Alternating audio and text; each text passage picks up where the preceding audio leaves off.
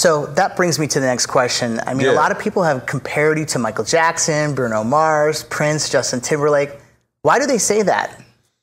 I guess it's the energy and the soul and R&B of the music that I grew up listening to, and basically it's them loving their audience and giving them a show, and that's something that I really gravitate towards, and that's something that my dad always instilled in me. Is it's about your audience. You know, you could be going through all sorts of stuff, you know, in your life, or you know, going through hard times or whatever, but you show up on that stage and you give them a show, you know, and that's what I feel like those artists are really about, you know, and basically that's what I gravitate towards, is that energy, you know, that they bring. Yeah, I love it. And so, you know, I want to tell you, we actually dug up this great clip on the internet of you putting on a show. You're like this amazing dancer. Let's show our audience what we're talking about. There we go. Look at him. He's like a new kid on the block. Auditioning for the Backstreet Boys. Okay. This you have to realize that this was 2001. So that's what this vibe is coming from. Do you still know these moves? I know you do. Don't pretend you don't. Yeah. You got like the little lawnmower move. This was these moves were produced and choreographed by one of the cheerleaders in my high school, which is kind of funny. That's great. I love that one. The handstand cartwheel, and then the twirl, and the pelvic thrusting. The pelvic thrust. Yeah, it's great.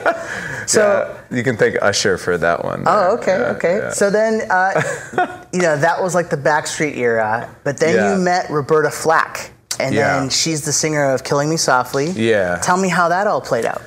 So, you know, I was doing that genre of music, and it was speaking to me, but it wasn't really like who I was as an artist, as far as my soul and kind of things that I wanted to portray and talk about. There's not much you can talk about in that music besides, you know, what they were talking about. But